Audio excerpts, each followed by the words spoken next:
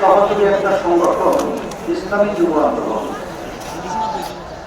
আজকে ঐতিহাসিক শরাবতী উদ্যানে আজকের যে যুবকরা সম্মেলন আমাদেরকে উপহার দিয়েছে, আমি বলবো ঐতিহাসিক ময়দানে ঐতিহাসিক যুব কনভেনশন।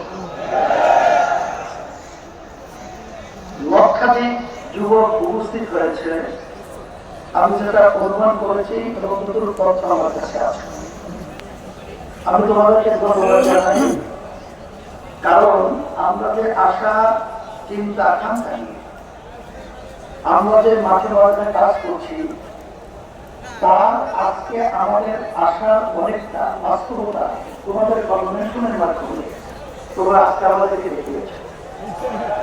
শুকরিয়া আদায় করি আল্লাহ রাব্বুল আলামিন তোমাদেরকে যাজায়ে খায়ের আল্লাহ দান করুন। কথা বেশি নাম্বার না করে, যেহেতু আসরের নামাজের সময় একেবারে এসে গেছে, আমি যুব কনভেনশনের মাধ্যমে আমি তোমাদের সামনে আয়াত শরীফ তেলাওয়াত করেছি। আয়াতের মাধ্যমে মূলত বোঝাতে চাই, আল্লাহ রাব্বুল আলামিন বলেছেন জিহাদ করার মতো। আজকে তোমরা জানো, বাংলাদেশ সহ তাম দুনিয়ার মধ্যে যে নীতি আদর্শ বাস্তবায়নের চেষ্টা করছে, সেই নীতি আদর্শের মাধ্যমে মূলত দুনিয়াতে শান্তি ব্যক্তি পর্যায় থেকে শুরু করে সমাজ রাষ্ট্র কখনো দেখে নাই, কোনোদিন পায় নাই, পাবে না। একমাত্র একটা নীতি আদর্শ, যেই নীতি আদর্শের নাম হল ইসলাম।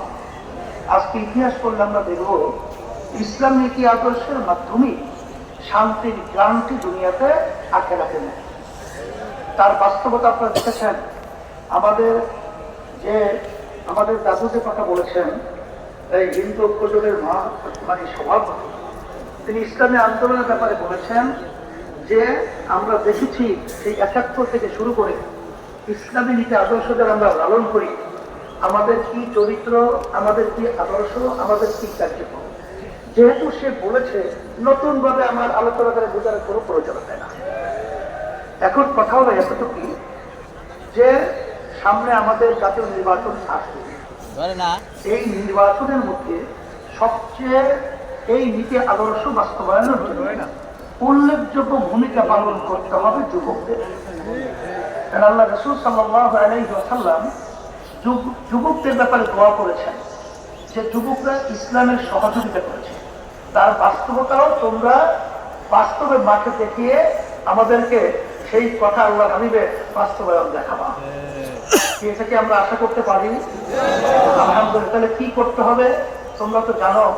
আমাদের সভাপতি তিনি বলেছেন যে আমাদের কেন্দ্র পর্যায় পর্যন্ত আমাদের শক্তি বাড়াতে হবে।